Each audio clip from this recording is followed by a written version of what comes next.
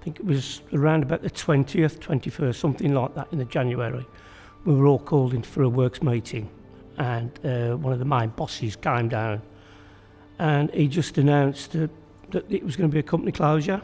The rumour was going around for a few weeks that they were going to offer redundancy, and I was undecided all the way up to the day I signed the form.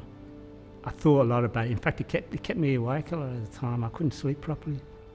At the time, I did not feel stressed or feeling anything in myself.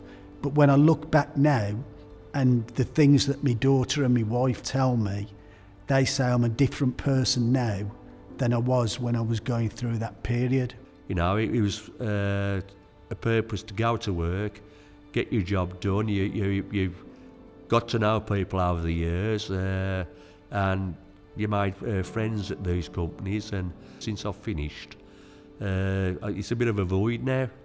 And at my age, 63, I'm finding it hard to adjust. It was the worst time because of my age.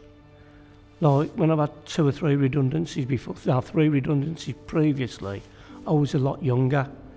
And this time I thought, even though we got a decent redundancy package, I thought, you know, I need another 5 or 6 years of work, really. I remember 40 years ago writing a letter to a company, just a handwritten letter, and have an interview. And I actually got the job. I didn't even have a CV. I've never had an interview. I didn't know what the interviewers wanted out of me. When you're out there looking for the jobs and you apply for one after the other online, and even for like the sort of menial jobs, there's multiple interviews and they want you to have loads of qualifications for jobs that are paying like a minimum or just above the minimum wage. It's quite daunting. The whole thing was quite daunting. I mean, if somebody would have offered me a job and say, like, you know, come and work for me for a few days, I would have done it. But the fact of going through all the rigmarole, it's all quite daunting. They ain't really bothered about me at 63, if you know what I mean. And although the law says they can't ageism and all that load, but we all know racism exists, and we all know ageism exists in the workplace. And that's the way I see it. At 63, a lot of the companies do not want to know you.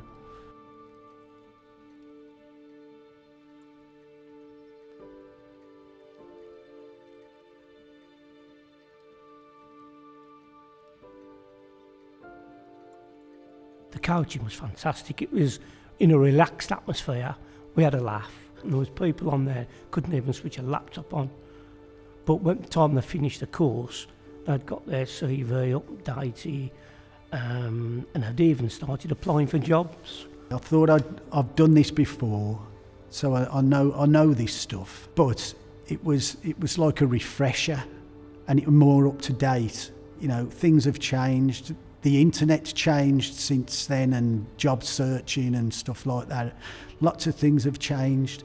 So it was good for me just to bring me more up to date with looking for work today. We didn't think, and I say this as a group, we didn't think we had any skills at all.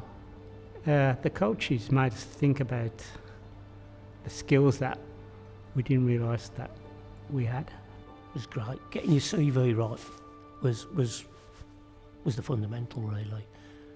And knowing when I'd finished that course, my CV was up to scratch. And proof's in the pudding. I'm at JCB now. They love my CV. We was all in the same boat, and you know, it was nice to talk about like everybody's view of what happened, and now what the hopes are of what the future will bring for them. We was all in this situation, and if it give you a hope of there might be someone out there at the end of the day.